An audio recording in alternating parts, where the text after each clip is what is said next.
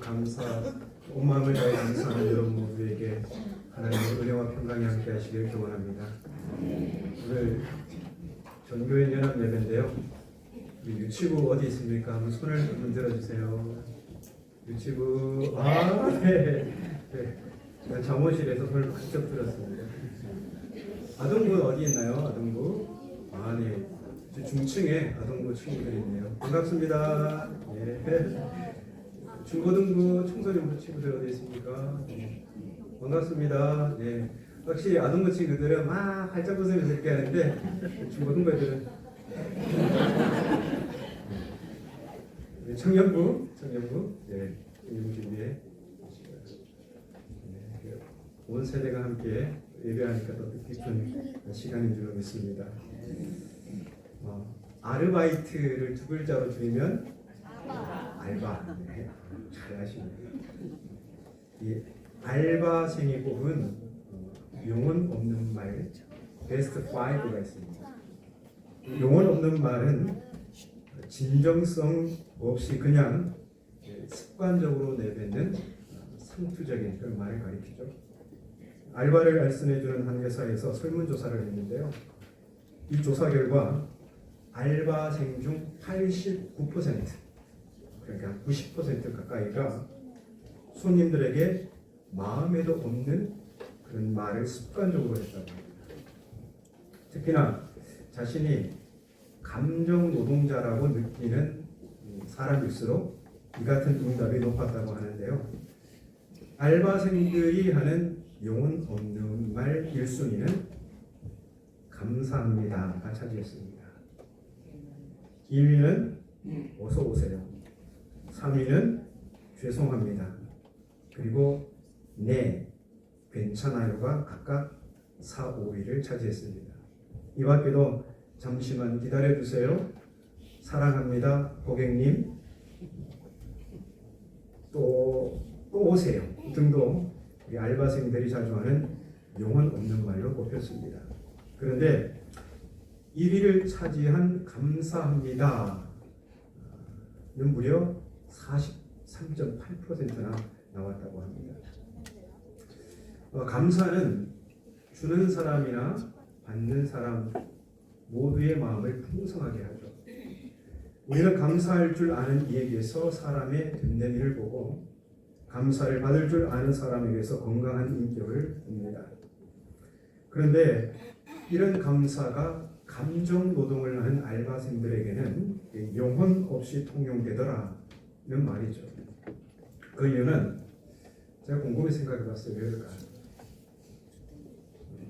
이 알바생과 손님의 관계는 인격적인 교류라기보다는 그냥 알바생과 불특정 다수의 손님 사이에 작용하는 비인격적인 교류이기 때문에 그렇지 않을까 그런 생각이 들었는데요.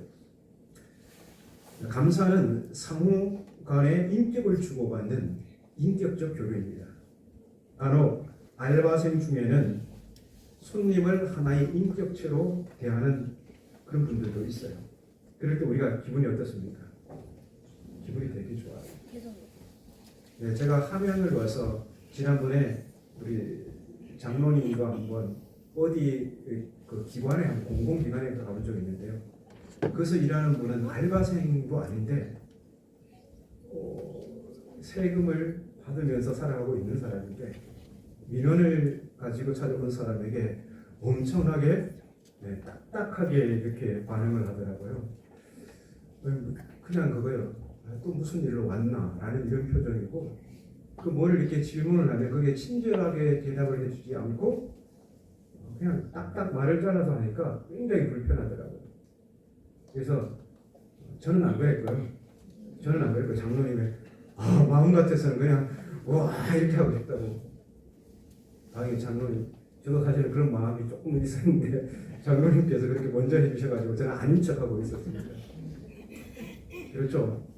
어떤 알바생이든 아니면 어떤 공공기관에 일을 하시는 분이든 누군가 민원을 제기하고 손님이 찾아왔을 때 그 사람을 하나의 인격체로 대해줄 때 우리 거기서 기분이 좋아지고 내가 사람 대접을 받고 있구나 라는 그런 생각이 듭니다. 물론 감사는 말로만 표현한 것은 아닙니다. 받은 감사의 명에 상응하는 다양한 표현 방법들이 있죠. 중요한 것은 감사의 표현이 무엇이든 그 모든 것에 인격이 담길 때 우리는 거기서 진정한 감사를 느끼게 됩니다. 오늘 함께 읽은 시 136편은 이스라엘이 바벨론 포로기를 지난 이후에 예배에서 사용한 찬양시입니다. 이걸 기억하는 게 좋아요. 언제 사용했다고요? 바벨론 포로 시기를 지난 이후에 곧 포로 귀환에서 그곳에서 예배하면서 찬양한 그 찬양시입니다. 이 찬양시는 예배하는 회중이 하나님의 은혜를 상기하도록 유도하고 있습니다. 이스라엘은 예배 중에 이 찬양시를 낭독하면서 그들에게 베푸신 하나님의 신실하신 은혜를 찬양합니다. 모두 주보에 보시면 참고되어 있죠. 모두 네 연으로 되어 있는 이 찬양시는 그의 백성을 인격적으로 대하시는 하나님의 인자하심을 드러내고 있습니다. 먼저 제1년 1절부터 4절은 유일무이하신 하나님을 향한 감사입니다. 이스라엘이 섬기는 하나님은 이 세상의 신들과 비교할 수 없습니다. 이스라엘의 하나님이 세상의 신들과 구별되는 결정적인 차이가 있다면 본문 1절이 선언하고 있듯이 선하고 인자하신 그분의 인격에 있습니다. 세상의 신은 군림하지만 이스라엘의 하나님은 인격적이십니다. 이어서 제2연 5절부터 9절은 창조주 하나님을 향한 감사입니다. 그런데 이 5절에서 9절 그 사이에 6절이 있죠. 6절을 한번 주목해서 보시겠습니다. 여기에 보면 땅을 물 위에 펴신 이라는 표현이 있죠. 땅을 물 위에 펴신 이 고대 사람들에게 바다는요 혼돈의 세력을 상징했어요. 바다를 그냥 지금 우리처럼 와 바다에 놀러 가자 이게 아니라 고대 사람들은 바다를 하나의 혼돈의 세력으로 생각했습니다. 그래서 창조전 세상은 땅이 혼돈의 바다에 침수되어 있습니다. 창세기 1장을 잘 읽어보십시오. 땅은 물에 그냥 삼켜져 있었습니다. 그런데 하나님께서 창조적 명령을 내리시니 땅이 물 위로 올라오더라는 것입니다. 그러니까 하나님의 창조는 생명을 상징하는 땅을 죽음의 바다에서 건져 올리신 사건입니다. 창세기 1장에도 바로 이런 생각이 담겨져 있어요. 창세기 1장은 언제 기록되었을까요? 태고적에 기록되었을까요? 그때는 언어 자체가 없었어요. 창세기 1장도요 바벨론 포로기 이후에 다 기록된 책이에요. 그래서 창세기 1장에는 그때 이스라엘이 살았던 그 기억이 복기되어 있습니다. 이스라엘에게 있어서 이 바벨론은 뭐냐면 바로 혼돈의 세력, 죽음의 바다와도 같은 것이에요. 왜냐하면 그들은 하나님의 백성 이스라엘을 사로잡아갖고 하나님의 성전을 파괴했기 때문입니다. 그런데 하나님께서 포로살이를 하고 있던 이스라엘을 다시금 고국 땅으로 돌아오게 하셨습니다. 이 고토로 귀환한 이스라엘은 이것을 하나님의 재창조로 해석했다는 겁니다. 그러니까 죽음의 바다 바벨론에서 생명의 땅 가나안으로 건져 올린 사건이 뭐냐면 바로 이 바벨론 포로기가 고토로 귀환한 그 사건이라는 거예요. 그래서 창조주를 향한 감사는요 단순히 태고적 그 이야기가 아니라 지금 여기서 이스라엘이 바벨론에서 고토로 귀환한 그 사건이 뭐냐면 하나님께서 이스라엘을 재창조한 사건이라고 합니다. 그리고 제3년 10절에서 22절은요 구원의 하나님을 향한 감사입니다. 애굽에서 종살이하던 이스라엘은 스스로 구원의 방책이 없었죠. 하나님은 그런 이스라엘을 그분의 권능으로 구원하셨습니다. 하나님께서 강한 손과 표신팔로 애굽의 장자를 치시고 홍해를 가르셨습니다. 하나님께서 그의 백성을 인도하셔서 광야를 통과하게 하셨고 큰 왕들의 공격을 무력화시켜 마침내 약속의 땅에 이르게 하셨습니다. 그런데 이 찬양시를 언제 써서 불렀다고요? 포로기 이후에. 근데 포로기 이후에 이 사람들이 왜 그 옛날 출애굽을 상기하면서 구원의 하나님을 향해서 감사하고 있을까요? 바벨론을 출발해서 고토를 향한 귀한 길은 다름 아닌 제2의 출애굽이기 때문입니다.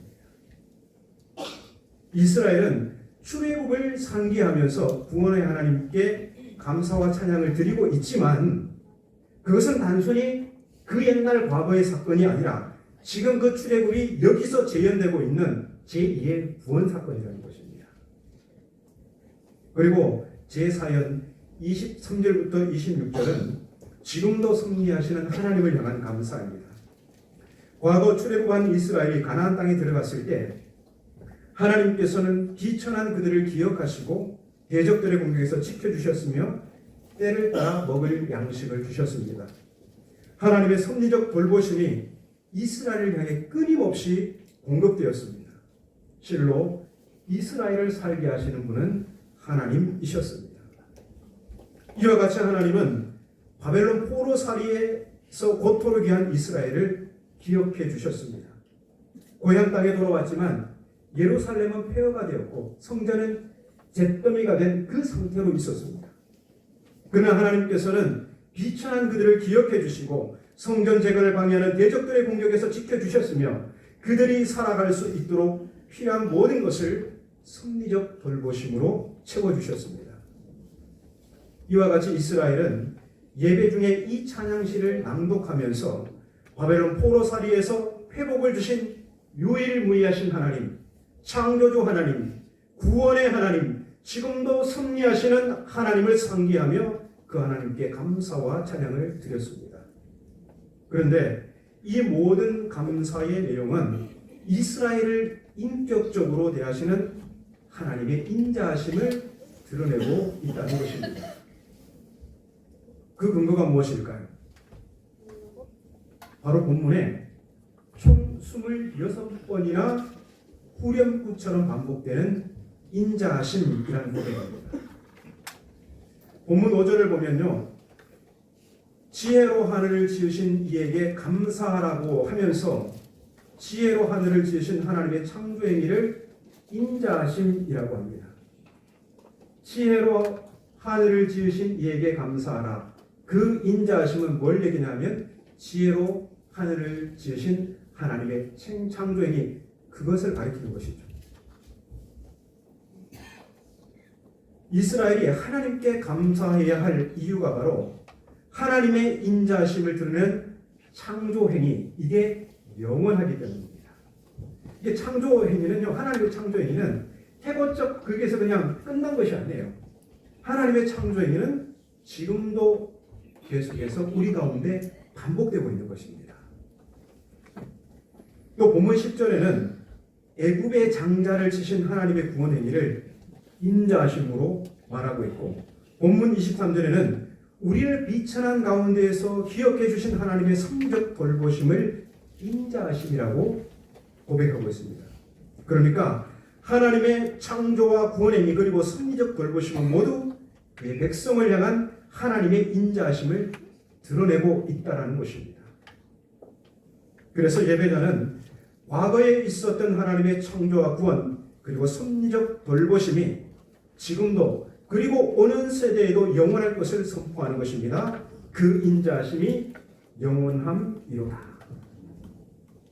여기서 인자하심을 히브리 낱말로 보면 그 의미가 보다 선명해집니다. 우리말로 인자하심으로 번역된 히브리 낱말은 하나님의 인격을 가장 잘 드러내는 헤세드라는 낱말입니다.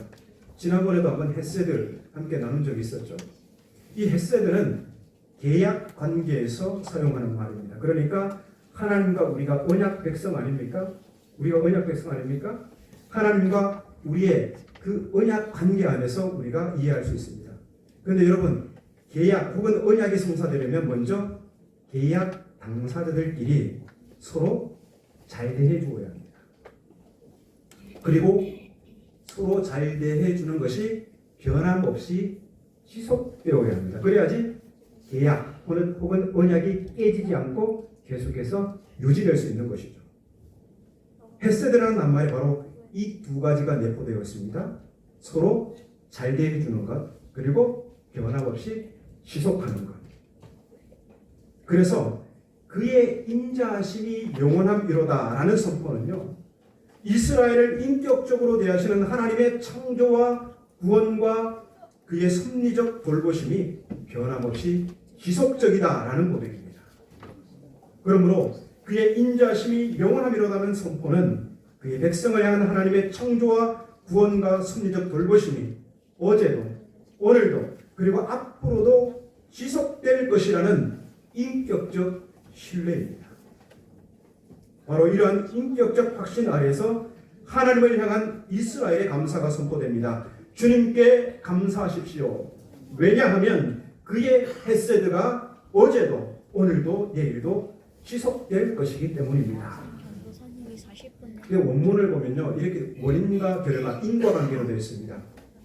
주님께 감사하십시오. 그 다음에 왜냐하면 그분의 헤세드가 지속적이기 때문입니다. 이렇게 되어 있습니다.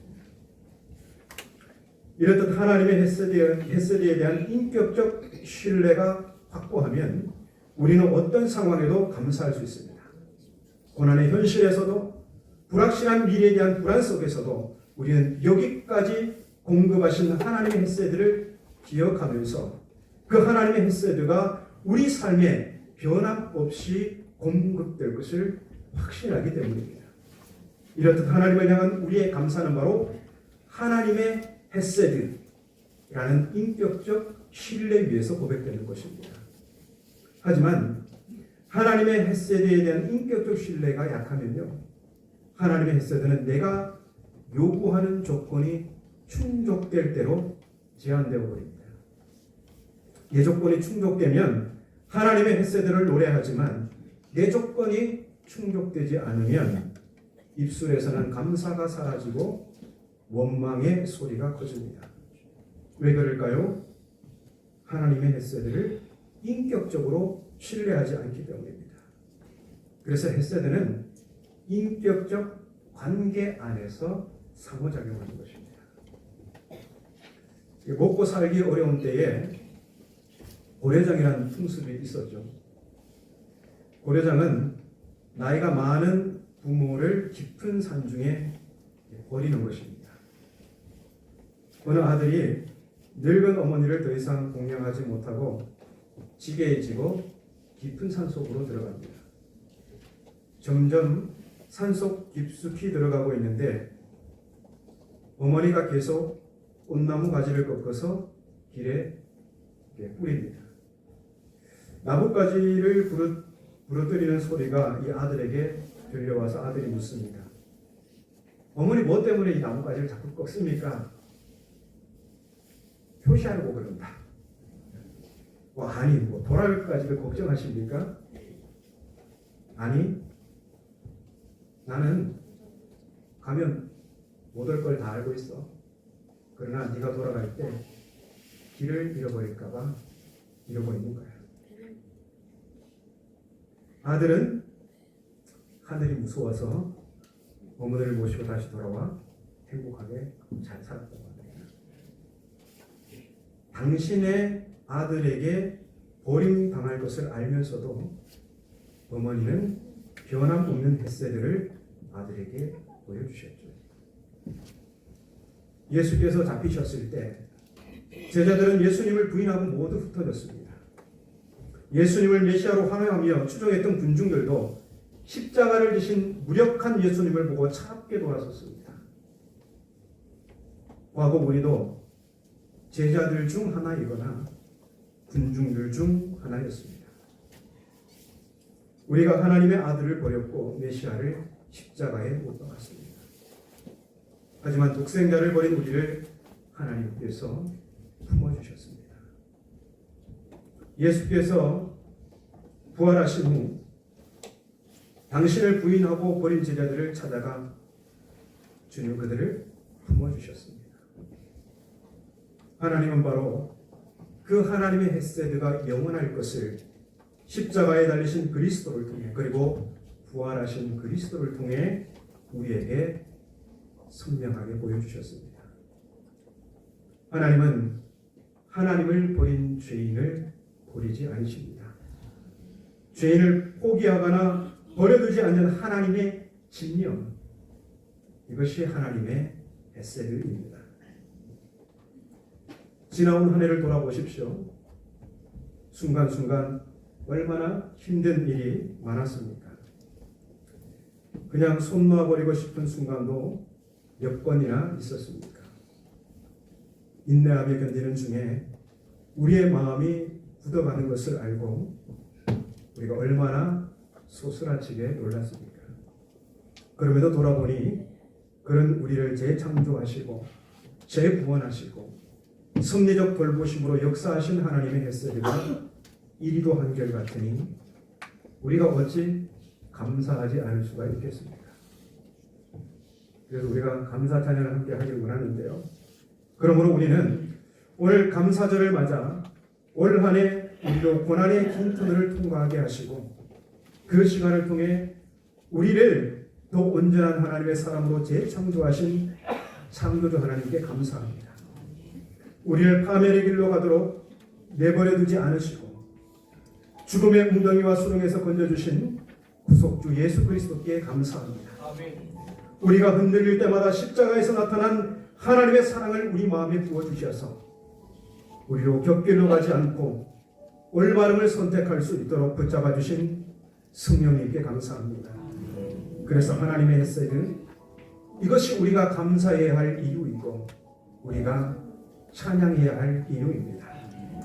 하나님의 헤세드가 우리를 창조하시고 우리를 구원하시고 우리를 섭리하십니다. 그래서 우리는 선포합니다. 주님께 감사하십시오. 왜냐하면 그분의 헤세드가 영원하기 때문입니다. 우리 다 같이 올 한 해를 돌아보면서 하나님 앞에 감사 찬송을 드리겠습니다.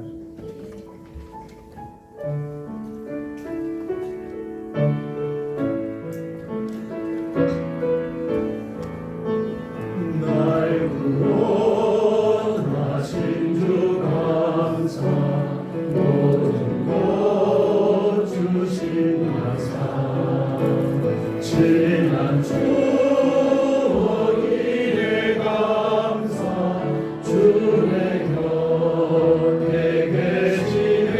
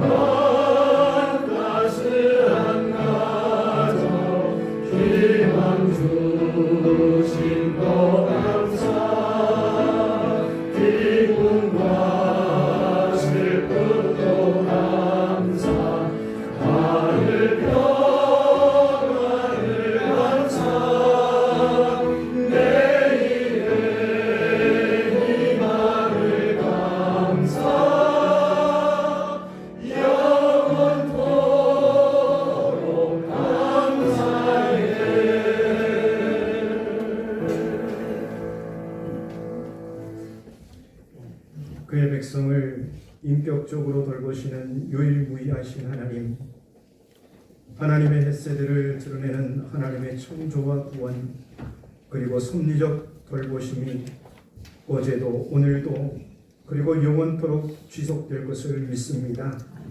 우리를 향한 하나님의 햇새들, 이것이 우리가 감사해야 할 이유이고 우리가 노래해야 할 이유입니다. 이 믿음으로 하나님께 감사하는 우리 성도들을 기뻐받아 주옵소서. 예수님의 이름으로 기도하옵나이다. 아멘.